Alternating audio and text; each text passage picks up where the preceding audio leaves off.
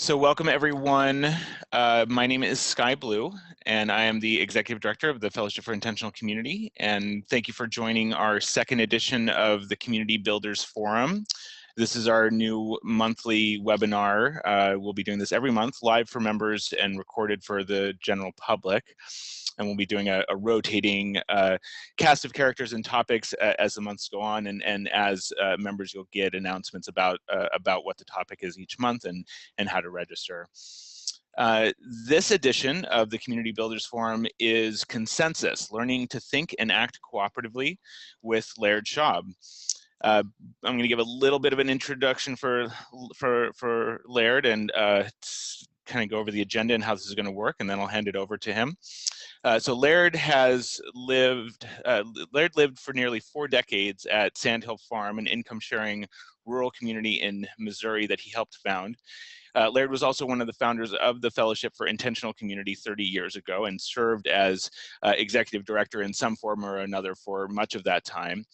And he's worked with more than 100 different intentional communities, both as a trainer and as an outside facilitator. So our agenda today is pretty simple. Laird is going to give us a presentation about 30 minutes and change, and then we'll have plenty of time for Q&A after that. We'll wrap up somewhere between 60 and 90 minutes in, depending on how many questions we get.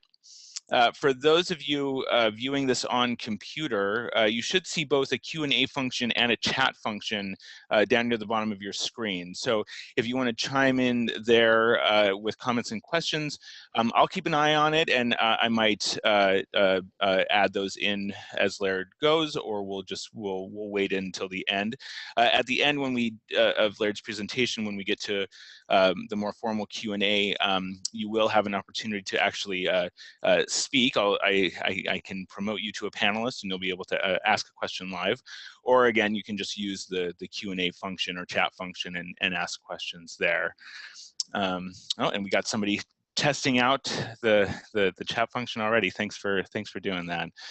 Okay, well, so I think with that, I'm going to go ahead and turn it over to Laird. Okay, thanks, Sky.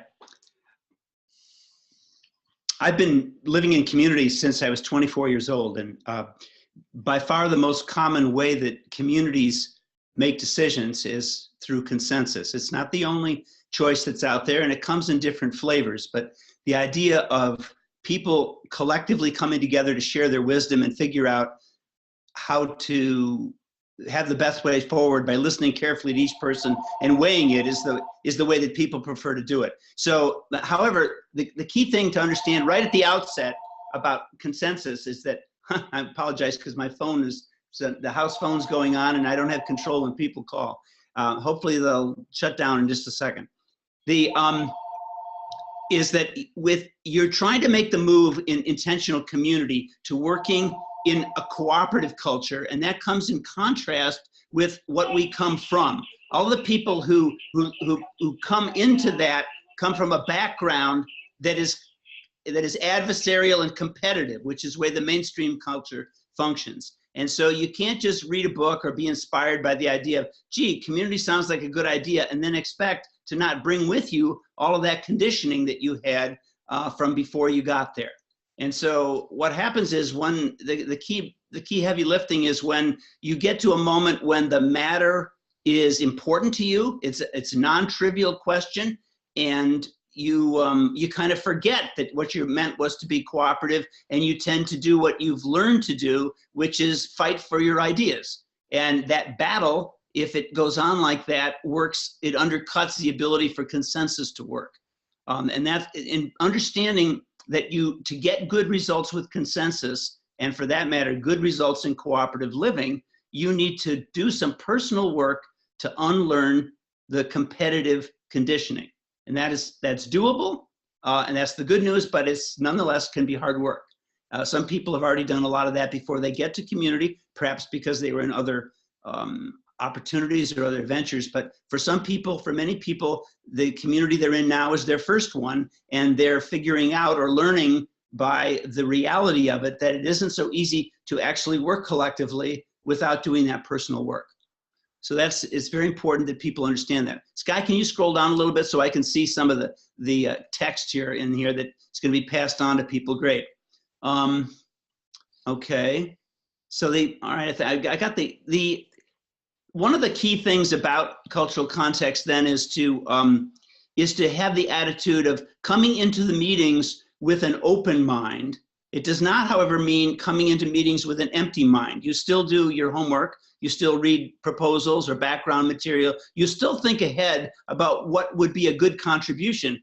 But for most of us, a great meeting is one in which our idea prevails. We think, oh, I make a precise, dispassionate statement that sums up the best thinking on something, and then not only do we get done early, but I look great. And that is often the attitude we come into meetings with. And what I'm asking you to do to get good results in consensus is thinking about, still do your homework, still think about what you believe are good things to take into account and how to balance them. However, be open to the idea that somebody might change your mind, because a good meeting for the group is not necessarily one in which you look great. It's that the group works great, which means they listen to you and you listen to others. And maybe somebody can change your thinking because they have a factor or a way of getting at something that you did either missed or were unfamiliar with. So they improve your thinking. And that's how consensus develops better solutions, because we're actually working collaboratively and fluidly with different ideas. It's no contest at all. If you think the same way as everybody else, it doesn't actually matter how you make the decisions. Consensus only works its magic when you get differences, and that becomes an aha moment rather than an occasion for battle. Okay? So this is a very fundamental first piece. And I also want to say something about, we are so used to in our culture, and I'm talking about United States culture in particular, but this would be true in Canada too, of basically parliamentary procedure as a way, and we learn this, in high school or even elementary school in some occasions, in student councils, and that this is sort of the baseline of democratic decision making. However, the form that's most popular today, Robert's Rules of Order, is actually much younger as a model for making decisions than either consensus, which was adopted by the Religious Society of Friends or Quakers going back about 300 years. And even it has other roots that are deeper than that in many Native American cultures. Not all of them, but a number of them have another version of consensus. And so it is a mistake to think that, oh, parliamentary procedure and voting is the natural way and consensus is unnatural. It's what's natural is what you're used to, what you were conditioned to do. And if you understand the drawbacks of the voting mentality and the voting system and have a desire to try out consensus, if you do your work to think it through about what I need to bring to the table for that to work, you can get amazing results. And after having lived with that for 4 decades, I'm a firm believer in the potential of consensus to reinforce and be consonant with what you want to have happening in cooperative culture. So I'm going to pause here, Sky. At each section, I'm going to pause a little bit and see if there's questions before I go on to the next piece. So we'll see if anybody's got something. We'll wait a minute here. And if not, we can go on. Sure. If you've got any questions at this point, again, use we've got the chat window, we've got the Q&A function. So if you want to go ahead and throw anything in there, please do. I would say while we're waiting here that one of the most common issues I deal with as an outside consultant is that people have moved into communities but didn't really understand this point about making a culture shift. And that a lot of times what you see is really competitive dynamics mucking up the works. And I just spend a lot of my time unpacking that and getting people back onto a good track. All right, we got a question here. Brad Lancaster asks, please describe the sort of personal work, quote unquote, that seems most effective in learning collaboration. Well, I guess my first response to that would be, think about when somebody says something that's a different point of view, a different way of getting at, or a different way to balance things about something that you care about a lot, and something that you've got a definite idea about what you want to do. And then how do you respond in that moment? I'm not talking about giving up your position or letting go, but noticing, do you tend to start, for instance, with the first things that comes out of your mouth, is the word but, or you want to get in there to offer your view in contrast with theirs. I would ask you, if you want to do this personal work, it should be more in the direction of, wow, that's different than I think. Tell me more about how you got there. Maybe I'm missing something. Note that the way I said that, it's not that you're wrong or admitting that you've made a mistake, because they may be missing something you've got. However, you want to invite differences so long as they're sincerely offered, to see whether or not it enhances the thinking. And if you can start with, gee, be curious when somebody offers a different view rather than combative, that's the shift I'm talking about. Mm-hmm. I might note too, when you're looking at social conditioning that we bring in, there's a classic sort of gender dynamic where in our society, men are sort of taught to trust their ideas and think that their ideas are right more likely than women are. So there's some work to do, particularly for men there, to maybe question themselves a little bit more, as well as for women to step up. There's the whole sort of step up, step back sort of idea that gets passed around. Yeah, a point I'm going to come to a little bit later in this presentation is that, in my experience, we come out of a culture that mostly venerates and bows down to what's the best thinking about something, and will operate at the rational level in problem solving. And I am not anti-rational, but I think that we are much more as human beings than just what we think. And in particular, it's very valuable to have an openness and a facility to work with the energy in the room, which somewhat shows up as emotional knowing. And this fits in with Sky's comments about, I would say that, this is a very broad brush gender stereotype. Men are taught to be rationally oriented, idea oriented, and women are taught to be more energy oriented and more emotionally attuned. And so the point I want to make is that for consensus to thrive, you need to be able to work with both. Unfortunately, they're very different skills. The same person can learn to do both. However, they need to be friends with each other. And that is a shift from the way our wider culture operates, to actually stop and move into a field in which we do want thinking, and we also want to know whether we're energetically being concordant and coming together, or are we fractured? Are we brittle? And that's a bad sign. So we have to learn to recognize those things and how to work with it, and how to welcome differences rather than feel like, okay, now it's time to put on the armor. Okay, so is there any other questions, or should we go on to the next piece? I think you can go on.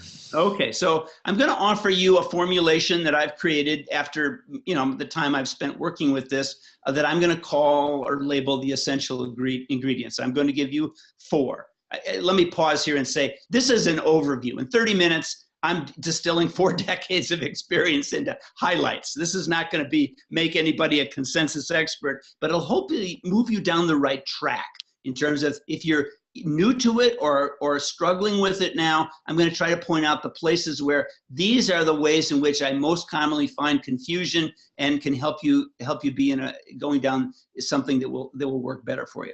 All right, so now essential ingredients. The first piece is it's good for a group, and I'm not restricting my comments to just intentional communities, but they certainly apply there. I think that all cooperative groups need to have a clear sense of what do they exist for? What are they doing? What values are at the core of their existence? You don't randomly just come off the street and form a group. You did it because you share some solid foundation of beliefs or views or things you want to promote. Maybe a common mission is part of this too.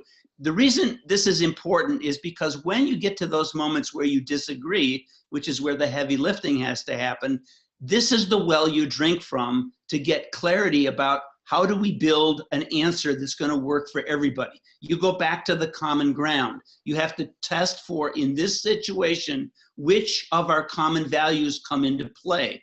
They won't always be, all values will not be in play on all issues, but you should be able to be informed by your common values, and that's what you build up from. The common ground is based in the common values. Now, there is nuance here in that oftentimes groups will agree to certain things like, say, social justice or environmental impact, and you're going to have to come down to the actual practical application. So for instance, you could agree at the front that everybody shares a common value of environmental sanity or something like that. And it turns out that some people are thinking, I'll recycle aluminum cans, and another person's thinking no grid electricity. So you could have very different meanings to the same words, and that's where you're going to have to work it out. That's where you're going to have to decide, well, what do we actually mean by these words through the application of them to solve issues that come up.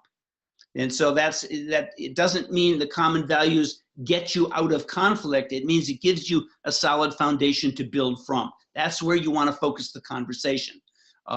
Sometimes people get trapped in a moment when there's disagreement into arguing over the solution that they think is best. And usually the way out, that appears as a tug of war. We do X or we don't do X.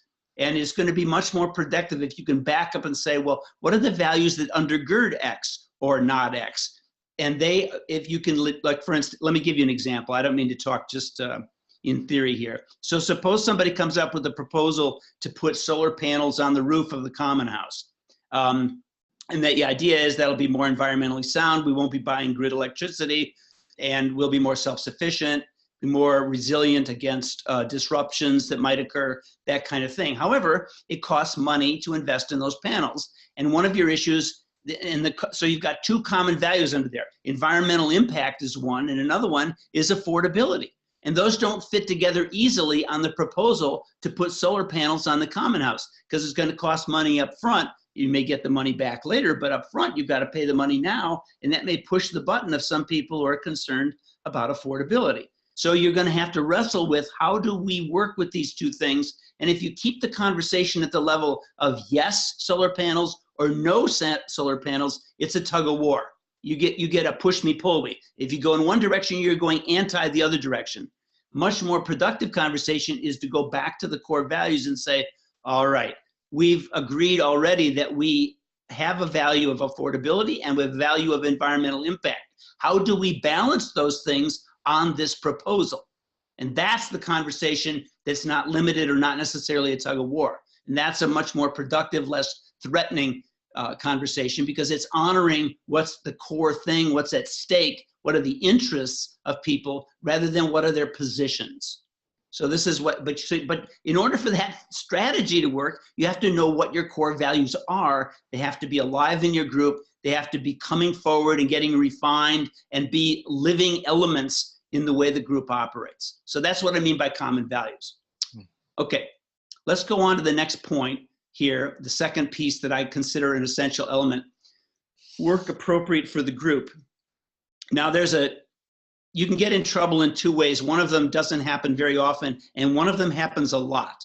The one that doesn't happen so much is somebody will suggest a topic that's beyond the scope of the group. So say you're an intentional group living in a town, and you're trying to create a good quality of life that's in line with your values. And then somebody says, well, let's talk about affordable housing in the entire state.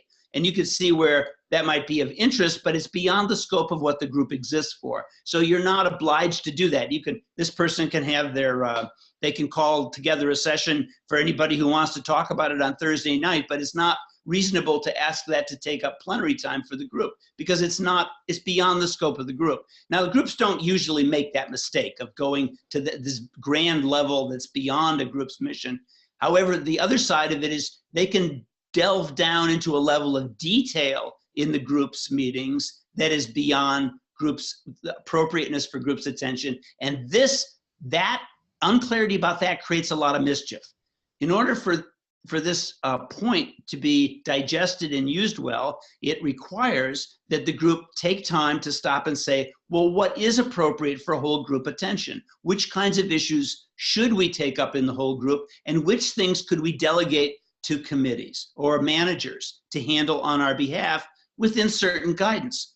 And sometimes there's a mistaken belief that with consensus, everything has to be done by the whole group. That's not true.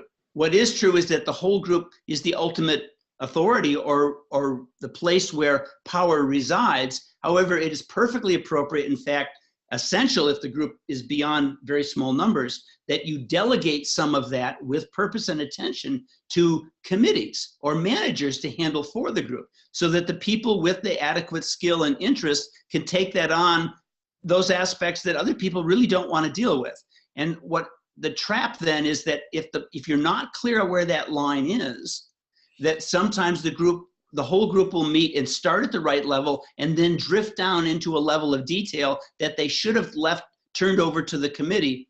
And the reason this is important is because one of the complaints with consensus is that it takes a lot of time, and that people feel exhausted by the meetings. And one of the reasons that's true is that the groups are sloppy about not being disciplined to stop talking about an issue once it drops below plenary level. So you have to have a definition of what that is, and you have to have facilitators who are on guard for when that's happening, so that they stop the conversation, hand it off, and move on to the next topic. That way you don't have so much eye rolling and so much people leaving the meeting feeling like they don't want to go back the next time. So that one happens a lot, and you need to be careful for that one. Okay, let's go on to the third piece, willingness to engage. And let's suppose now you've taken to heart what I just said about knowing what is the boundaries of appropriate work for the group. Plenary, I use that term, that means meeting of the whole, meeting of everybody. And so you're good about that. Now, so that the topic that comes forward is appropriate for the group. However, just because it's appropriate doesn't mean it's one you're interested in. So every issue that comes forward will either be one you are interested in or you're not. Now, if you are, you're already pretty motivated to pay attention and add your voice to the mix because you care about the outcome. This is one that you think of yourself as a stakeholder in, or one that matters to you.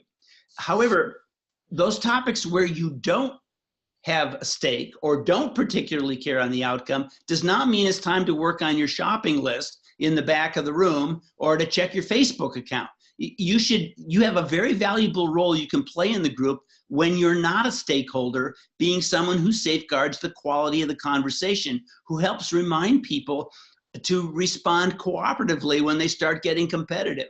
Somebody who's thinking about how to bridge between positions, because what you want is solid work where people feel really well heard and you're building good energy in the group, and you don't really care what the outcome is because that wasn't your deal.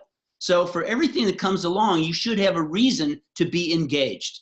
And so if you agree to the agenda for that meeting, and we could say more, but it's beyond the scope of this. We may do a later webinar on facilitation that talks about this, but you can play a role as a meeting participant to see that you're on track and that you're hearing each other well. There's always a role for you to play. So it depends on if you've agreed to the draft agenda, show up. It's not just your body in the room. It means your good energy in helping us resolve the issue at hand.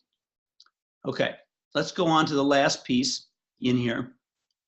The fourth of my essential ingredients is belief in the process. And what I mean by this is that one of the byproducts of the competitive adversarial culture we come out of is there is a tremendous amount of focus on the individual in contrast with the group. So if you think about the course of human history, you could make the argument, I think, that in today's Western culture, especially in the US, we maybe have never been more slanted toward the I end of that spectrum than we are today. We focus tremendously on the individual, and the way you know you are different from others, distinct as an individual, is the way you are different, not the way you are the same. So we focus overly on what distinguishes us from other people, and that means we look first at differences rather than similarities. That's what we're trained to do in our culture. And to get good results in consensus, you need to shift that into something at least more balanced. I mean, community is about trying to think about the good of the whole. It doesn't mean that the individual disappears. I don't say your ideas, your distinct ideas don't have value. I'm saying if you start the conversation with, let me see what I agree with rather than what I disagree with, you can get tremendously different results. So the essence of this essential point is, if you believe in the process, if you think using consensus is going to work, that's going to impact the likelihood of it working. If you think something's going to be bad, you're already well along to that reality. And we start with a conditioning that uses the word but all the time. And I'm talking about shifting that toward, let me see what I agree with before I focus on the differences. You don't lose your voice. It doesn't mean something's going to be missed. It just changes the energy of the conversation and makes it more likely that you're going to actually get a productive result. It's important that you believe it can work. It will impact the likelihood that it will. All right, I'm going to stop there before going on to the next section and see if there's any questions. Any questions out there? Again, chime in on the chat or using the Q&A function.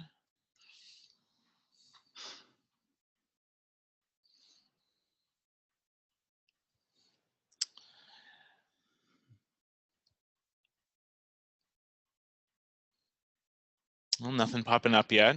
No problem. I'll just go on to the next piece, and there'll be another chance at the end for questions. Yep. Okay, addressing for success is there's a play on words from dressing for success, and I think that I've over the years of my working with groups with consensus, I've come up with a way to think about how the plenary, the group of the whole, can productively work in a sequence for tackling an issue. And so that's what I'm going to present to you here, a brief outline. This is a major piece of work for me that has come out of my time. The first piece is simple enough. What is the issue? And actually somebody should work with the presenter or the committee or whoever's the sponsor of this issue to make sure that this is a pretty tight thing. You should be able to do this in 5 minutes or less. I mean, make clear, what are we talking about? What is the objective of this conversation? Where are we trying to get? It isn't always to get the answer. Sometimes it's to gather input from everybody so further work and digestion can happen. Be really clear what you want and make sure that everybody in the group knows what kinds of responses you're looking for. All right, then the next piece is questions, and I don't mean questions about what to do. I mean questions about, did everybody understand the presentation? So that everybody's on the bus when it leaves the station. The better the presentation is, there may be no questions, but you pause to make sure everybody understands. Now, those two are pretty small items generally. The major lifting in this sequence I'm giving you is numbers 3 and 4. Number 3 is, and often they are combined together. They're on different pages, but Sky's being able to straddle it so you can see the two. The first piece is what I label discussion. And what I mean by that is, what are the factors that a good response to this issue needs to take into account? This is the stage in which you think back to, well, what are our common values that touch on this issue?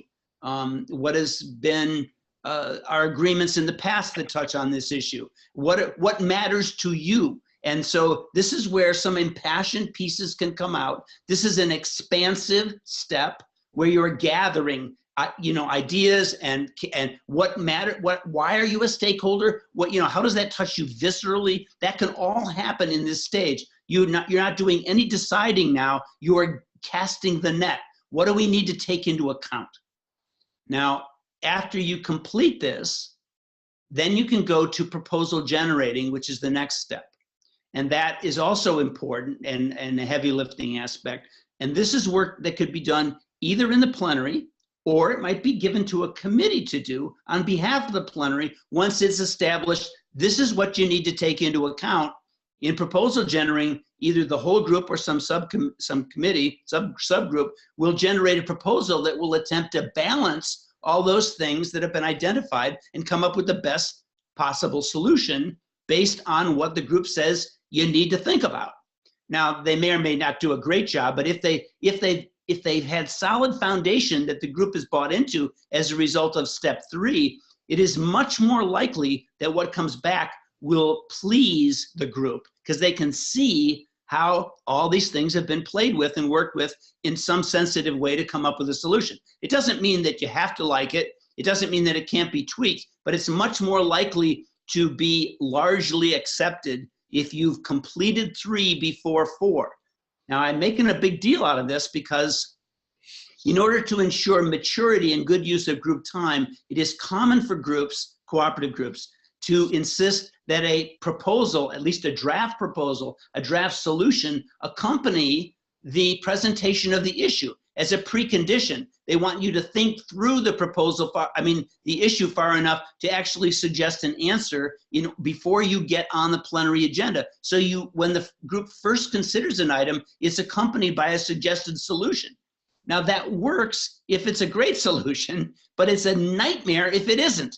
And the danger of having people invest in solutions before the group has talked about the issue is that they may inadvertently miss a factor that will need to be taken into account, or misunderstand the way to balance those factors that would have been very obvious if they had taken the time to do the discussion phase before they started thinking about solutions. And you can understand that if you put in an investment and thinking into the solution, you want to defend your work. And so then they feel, the group that comes forward with the proposal that gets unpacked and maybe dismantled in the plenary feels trashed. They feel their work isn't honored. They're demoralized by it. And so you take a big risk if you allow proposals to come in at the front end. And I've learned too many times it's better to not do that. So if something is worthy of whole group attention, stop and make sure you've gathered input about what it needs to take into account before you assign somebody to develop a proposal. That's a key learning for me. Now, okay, so then the last two parts of this six-step process is, okay, once you've finished the proposal, then you say, well, it looks like we're ready for a decision. And the reason I make this a separate step is because the reality of most groups, especially if you have any size, is that you rarely have everybody in the room. And so you have to do something to protect the rights of people not in the room to have a say about something before it's decided. And so usually it's better to pause at the point when you're ready to make a decision and then say, we're about to do this and this is what we think we want to do. However, we're letting everybody see this with a certain period of time for last minute comments. And then if there aren't any, then this is just a waving the magic wand and it's a decision at the next meeting. Otherwise, there is a chance for somebody who missed the meeting to say, no, this isn't going to work for me. And I would have said this in the meeting, but my mother was sick and I couldn't come or whatever. So this is a way, by pausing there, you allow people who missed the meeting to have a chance to add their input. And the other side of that is they are obliged to be bound by the decision, even if they weren't at the meeting, if they do not use the opportunity for reflected input. So it's a way of balancing rights and responsibilities by pausing between 4 and 5. And then the last piece, which sometimes gets missed, but it shouldn't be too hard, which is who's going to do what, with what deadlines and with what resources, and what are the reporting responsibilities, et cetera. So there's implementation details that should be pinned down before you leave a topic. So this sequence will take you pretty far. And this is the way some groups work, but not all of them do. And this is something I strongly advocate. So let me pause here and see if there's any questions about that. One little detail I'll ask about, we'll see while we're waiting for other questions, is the clarifying questions part. It's my experience that it's often difficult to get people to ask questions that are purely clarifying questions, right? Have comments embedded. Do you have any thoughts on that? Well, I don't want to get too hung up about it. I'm just gonna, if I am facilitating that meeting, I will remind people a couple times, and then I'll just say, it looks like people want to get into the discussion. Let's just go there. And I mean, 'cause you want to get the work done, and really the clarifying questions shouldn't take that long. So I don't want to get sure. I want to let that flow pretty quickly. Okay. We got Brad again asking, how do you recommend handling people who disrupt the process? Those who seem unable to absorb the idea of group identity or persistently think in zero-sum terms? Well, certainly that can happen. If it's disrupting, it depends on what disrupting the process means. If it means that they can't get off their own personal agenda, then the basic strategy would be say, can you please help me understand how your concern ties to a reasonable interpretation of a common value rather than a personal preference? That would be the way I would frame it. And see what so there's a difference between somebody who has an unusual interpretation of a common value is different from somebody who's simply got a personal preference. And so I think the group does need to labor if there's not a body of work already present that defines the limits that this quote disruptive person is outside the bounds of, but it's through the actual living together that you find out what are our different interpretations of common values and how do we come to agreement about what we want to do. So you're not obliged to repeat that over and over. However, you do want to give some latitude. So for instance, somebody says, well, we have a commitment to environmental impact. To me, that means we shouldn't eat meat.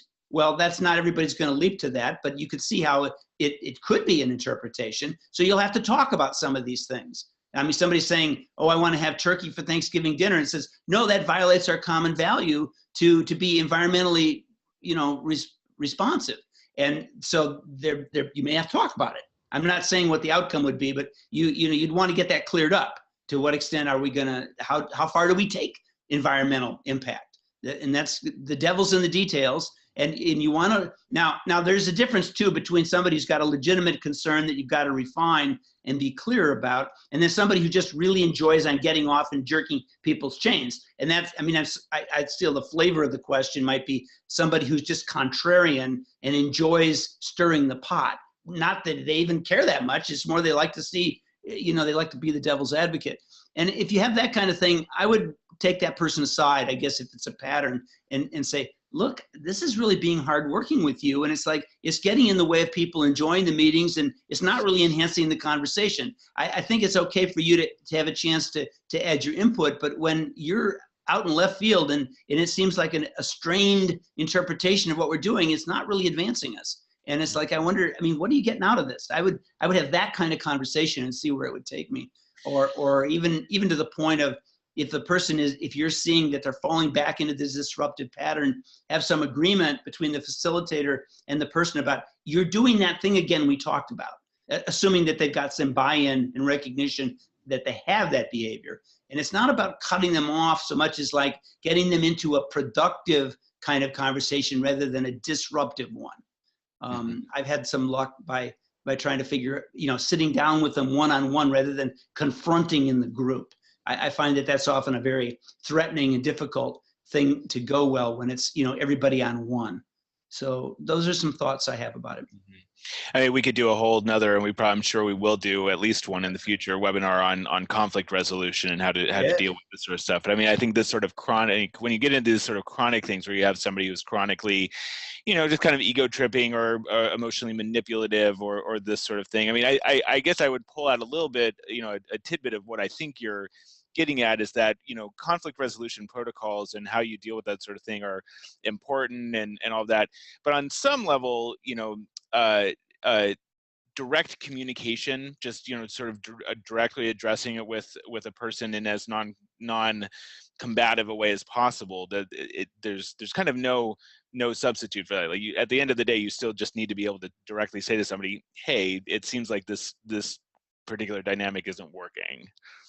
I'm mindful of the time and how we're already more than 30 minutes into this, and I've still got a few things to cover, but I would say in the sequence I gave you, the 6-step sequence, a more sophisticated version would insert between 2 and 3, between questions and discussion, a step that I call clear the air. So if you have a topic in which there's unresolved, non-trivial distress, it's generally better to take time to actually bring that out and work it before you get into the issue, because otherwise people don't hear very well when they're upset, and it's very hard to actually produce good collaborative results with unresolved tension. And so Sky mentions an important thing. That's a whole body of work, and I'm sure it'll be another topic for a different webinar. So I'm not really addressing it here very much.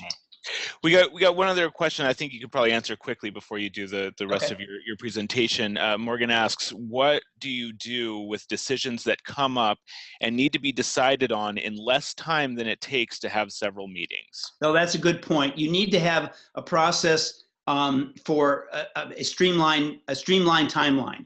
Sometimes there's an unacceptable cost to deliberate steps for an issue. Now, and this will be especially true if you're like in a construction phase and you have expensive equipment or architects and stuff, and you can't wait, for the next meeting. So there has to be a way to invoke that, and that means sitting down and actually setting up, okay, what are the conditions under which streamlining could be invoked? What are the What are the reporting requirements? You know, how does that work? You have to need to spell it out, and so that there's a way in which that can be invoked and you know, and acknowledged. However, the day in and day out, that won't be true.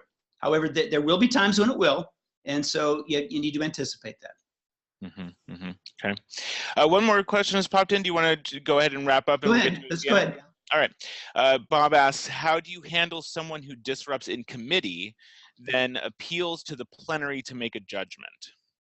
Well, it's I think there is a, okay, this can be set up in different ways. It depends on what the disruption is or what the disagreement is about. And there's usually in groups, most groups will have some committee whose job it'll be, say, the conflict resolution group or the heart team or some name, where they're available to work with interpersonal tensions. Now that's different from a values clash or an interpretation or a different idea. So then there's also another group that's this, I would call a gatekeeping group for who decides what gets on the plenary agenda. It is true that the plenary is the court of last resort. So if you're unsatisfied with the committee's work and the heart team or the conflict team is not an appropriate way to go to get help, then ultimately they should have a chance at the plenary.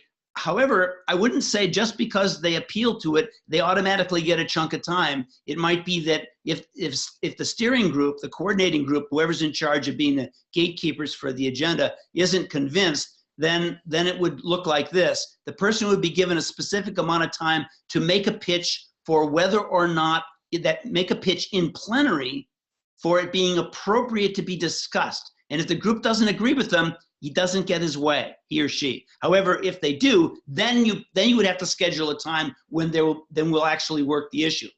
So there's a two-step part there. That is, unless steering supports it, and maybe even the committee does. Maybe the committee says, this is driving us crazy, we need help. So if the committee comes forward with, you know, along with the individual and says, we're not able to resolve it here, we have to get this done at another level, then it's appropriate to go to plenary.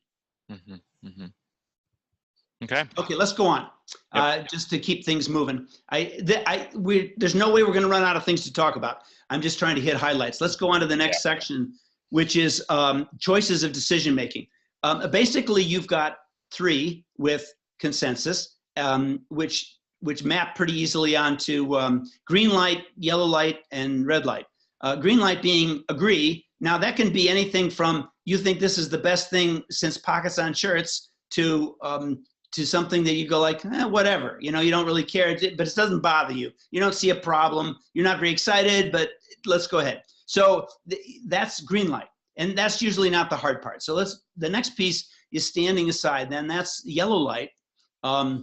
This is where you do not want to stop the action from going forward. However, you have reservations. And so they usually come in two forms. One of them is there's a known process by which you have the opportunity for input on the topic.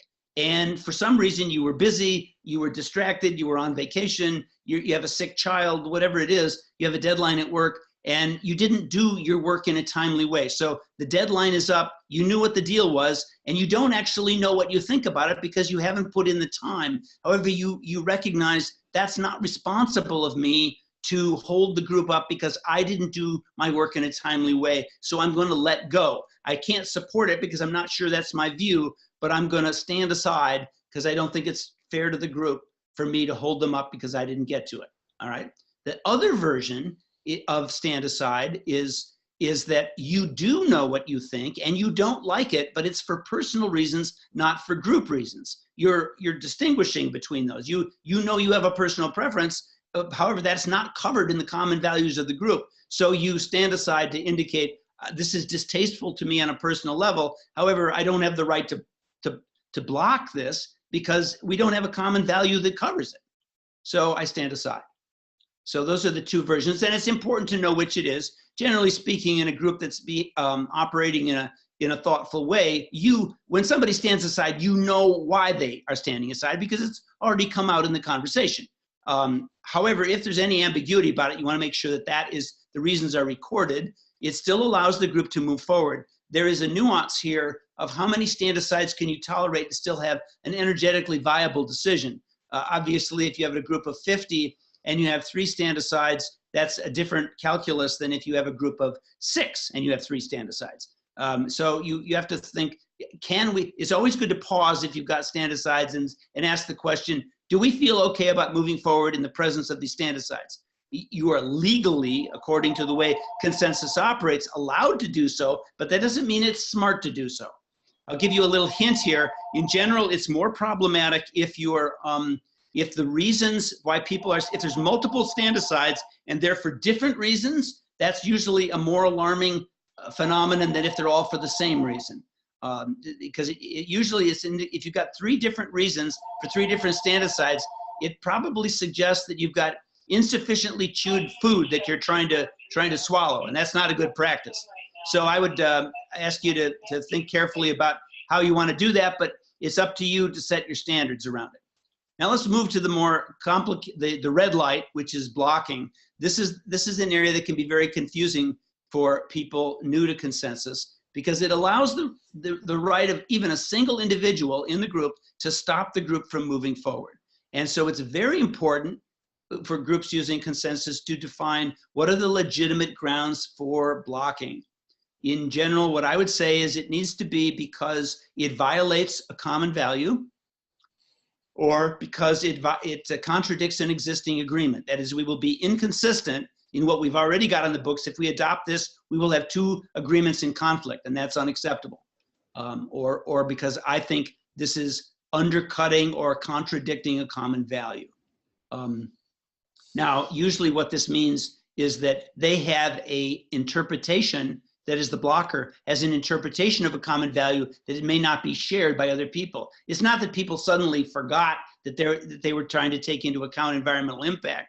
This person's thinking that means we never cut trees, and nobody else had that interpretation, and they want to clear some land to put up a new building, and this person's blocking it because, I'm making up a situation here, but you can see how it can happen that a person could have an extreme interpretation of a common value. And I'm not saying extreme is wrong. I'm just meaning they're standalone perhaps in their interpretation, and you're going to have to labor over, all right, we need to get more clear on what we mean by our commitment to environmental responsibility. Does it include no tree cutting? And that can be a difficult moment. I know a group that struggled over this for years, this very kind of issue. And so I didn't bring up that example casually. So this is so there's usually the first test of a block would be, can somebody other than the blocker see how it is a reasonable interpretation of a common value? And and that's a standard I would suggest you adopt, because if you can't convince anybody else that this has legitimacy, then I don't think you're obliged to honor it. That's a serious step and can be very difficult for the blocker to accept. However, blocking is a very heavy matter, and you don't want it to be easy to block, but you want it to be clear what the pathway toward it is. The hardest part about blocking usually, though, isn't that. It's how to energetically hold somebody with compassion when they block. Usually it's a very frustrating moment, because blocking occurs not at the beginning or not in the discussion phase. It comes at the end when you're at the decision at point 5 in that sequence I gave you earlier about when you're about to make a decision, somebody says, no, we can't do this. And that's after you've invested all of this work in the discussion phase and in the proposal generating phase. And generally speaking, blocks are rare in consensus groups because you would not propose something that you know somebody would block. And so you don't even test for it.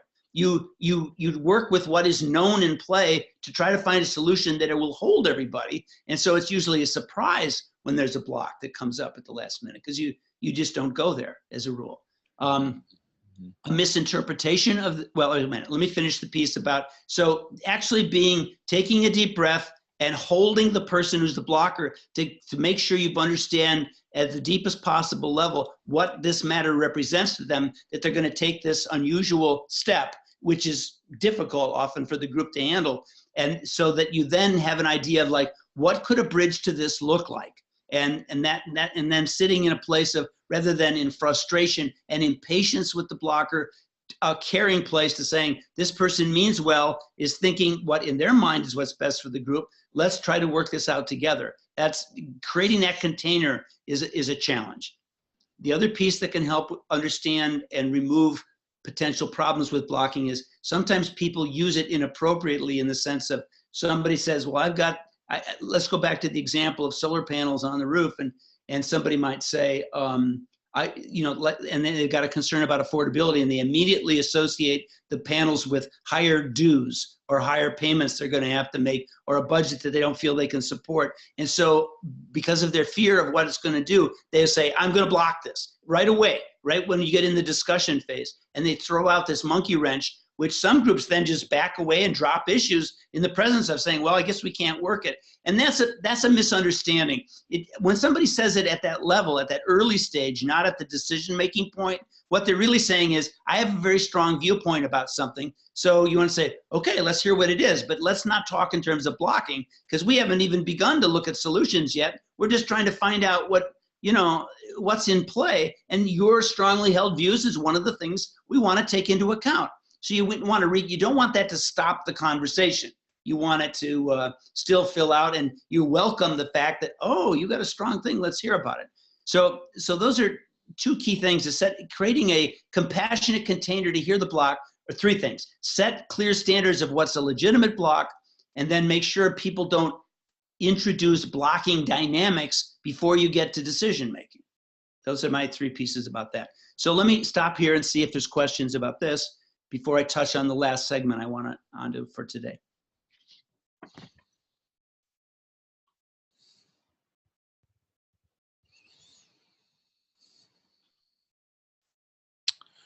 Nothing coming in. I think you can rock on. Okay, well, I'm going to touch lightly on a few things, and I realize we're already, well past the 30 minutes. I want to just mention a couple of highlights that are good that'll help refine how you want to practice consensus if you use it. One of the pieces is, what is the role of silence in the group? You should have a conversation about that.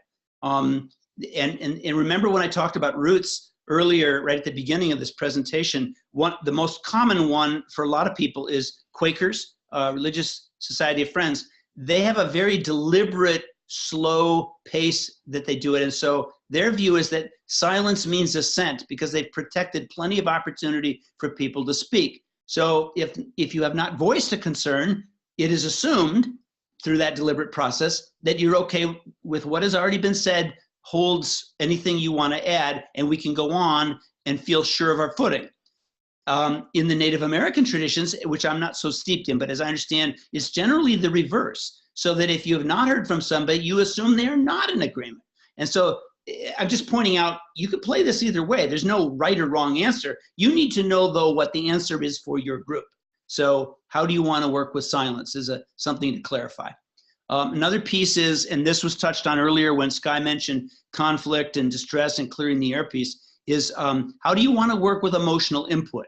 You may have the view that, oh, we're just going to work with rational input, but the truth is that doesn't happen. I mean, what I mean is it doesn't happen solely. People do get upset, they get triggered for a variety of reasons, and so pretending that that's not happening is not a very good strategy in my experience. So there needs to be a way to understand, how are we going to work with emotions when they surface in the context of our work together? How do we hold that person with compassion? How do we take advantage of the fact that emotions contain information that rational input may not? How do we take into account that emotional responses can also provide a source of energy that might actually help us focus on the issue? It's not just a dangerous thing that we have to learn how to contain. It could be something that's very valuable if we learn how to harness it. This does not come out of our culture, our mainstream culture, and it's a very important element of what we try to work with, I think, and should be working with in cooperative groups. So you have to talk about it. It's a big piece, and perhaps it'll be a subject of a future webinar. Mm-hmm. Another piece is the purpose of meetings. Mostly I've been casting my comments today in terms of meetings of the whole or plenaries. And the obvious answer to what is the purpose of meetings, the one that most people would answer first, is to solve problems. I mean, to get information about what's going on, look at issues and try to resolve them. And that's certainly a legitimate answer. However, it's not the only one. Another purpose of meetings, and this can be stronger for some members than others, is to build better connections and understanding among the members. And you do that through the examination of issues. We find out what values mean to each other. We find out how to hold each other when somebody has something different from me. How can I still be your friend and your ally in getting your needs met? Well, I'm getting my needs met too. It's not about subversion, it's about blending. And it's also not about homogenization, it's about being allies.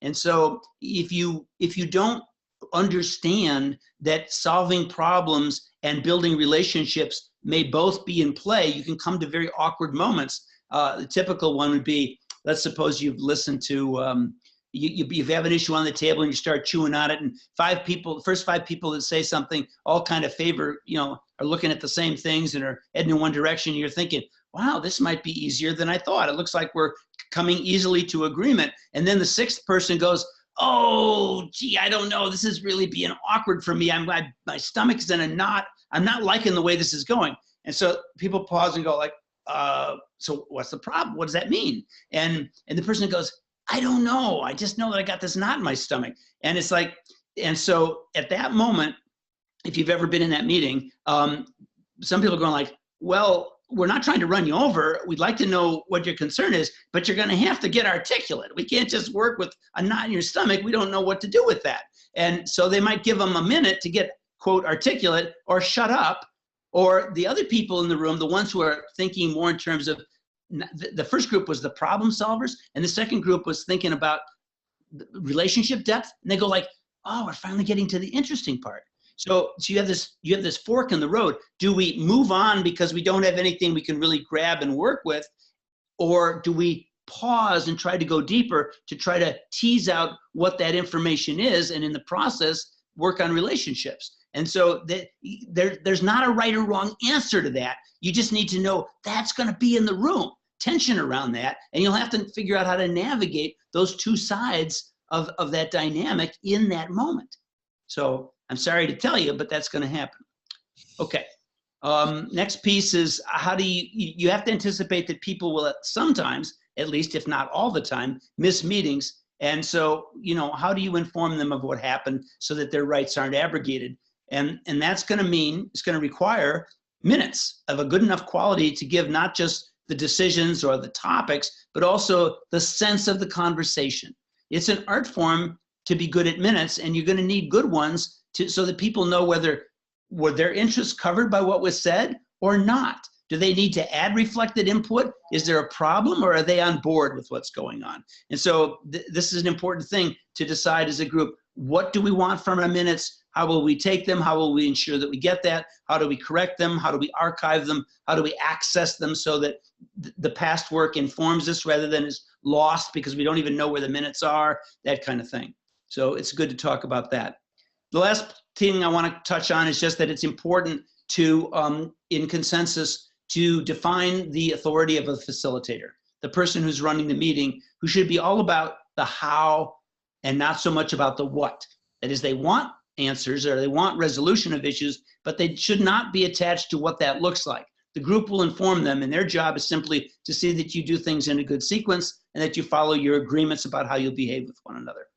It's important that the groups pause and give explicit authority for the facilitators to run the meetings.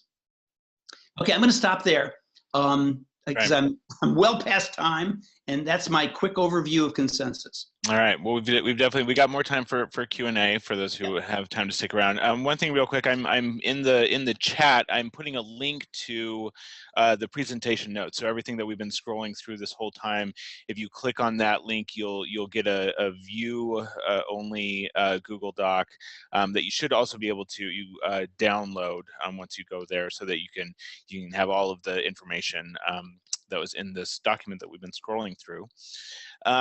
So we've got one question on deck, and I'll just again remind folks, you can use the Q&A function, you can use the chat function. If you would actually like to speak live, be seen and heard in this webinar, that is also an option. You next to if you click on on participants down at the near the bottom of your screen, and find your name. There should be a way that you can raise your hand. If you don't see that, again, you can use the chat function.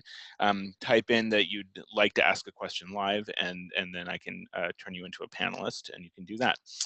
But no need to do that if you want to just throw a question into the mix in writing.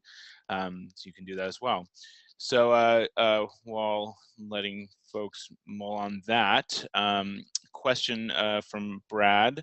I often have trouble getting some of the more timid members in the group to speak, even when that person objects. How do you draw people out to the risk of speaking and opining? Well, this is common enough that, especially if the group has any size, that there's a number of people who don't find it comfortable to speak in groups.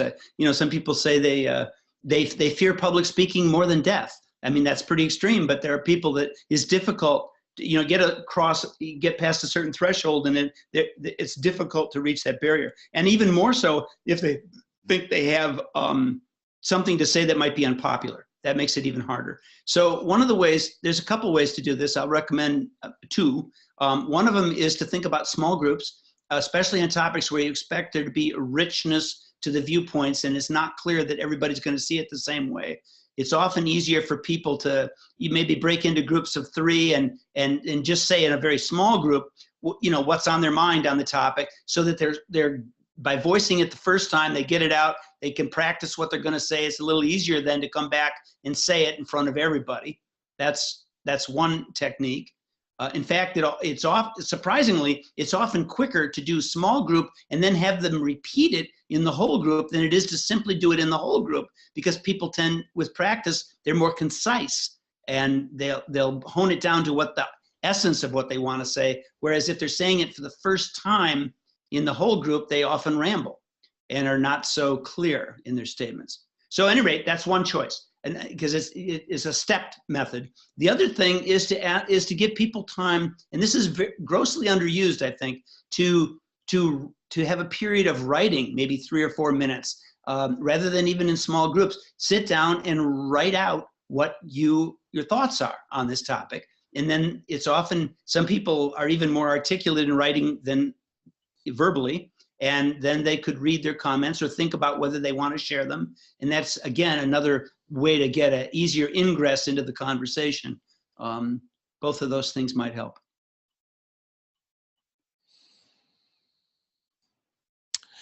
Any other questions out there?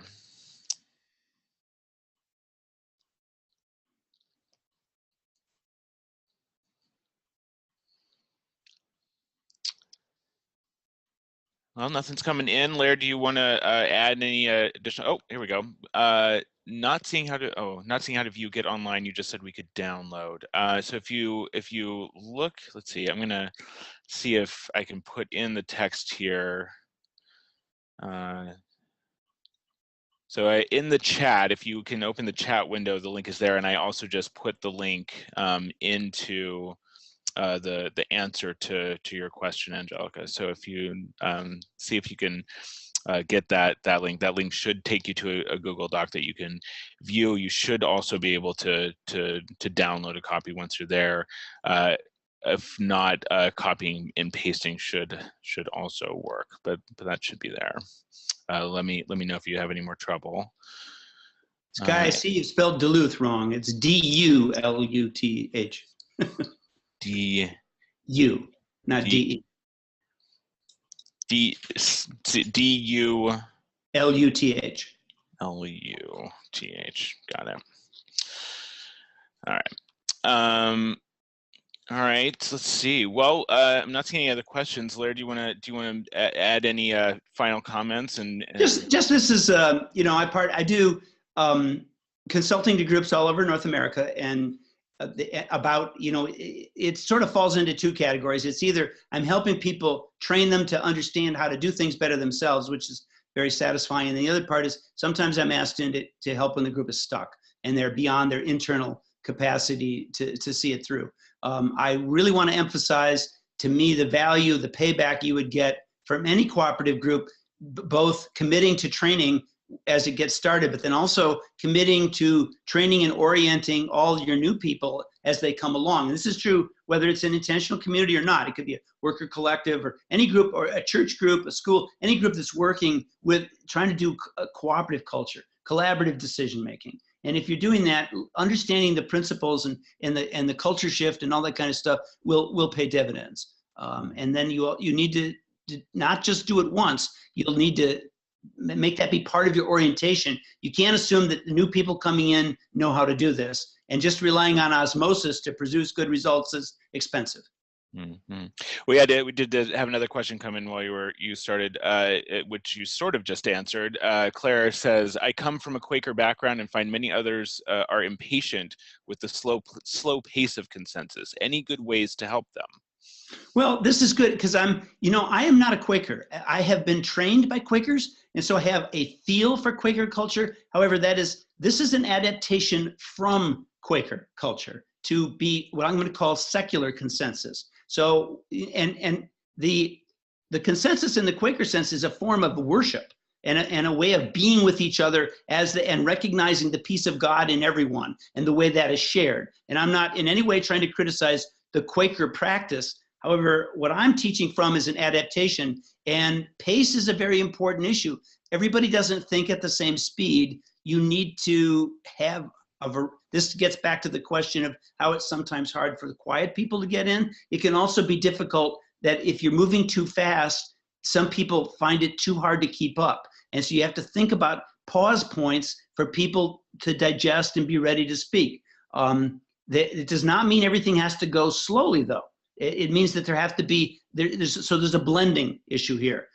In fact, that's a conversation for the group. People, are generally going to have a range of paces that they prefer, and it shouldn't just be one way.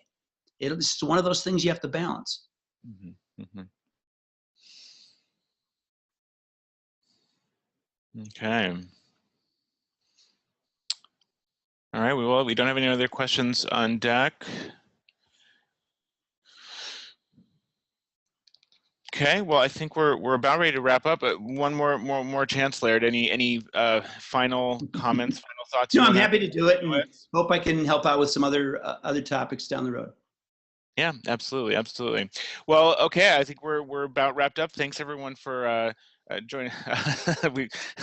Bob asks, "Can we applaud?" I'll have to put a note into to Zoom to have an applaud function here. Bob says, "Consider it done anyway." Great. All right. Well, thanks everyone. The topic and time for October's webinar is not yet set, but it will be soon, and you should get a notification about that in the next week or two, so you can look forward to that. With that, thank you, Laird, and thanks everyone who participated in this. It's exciting to have this webinar series underway. So thanks everyone, and have a great day. Bye-bye.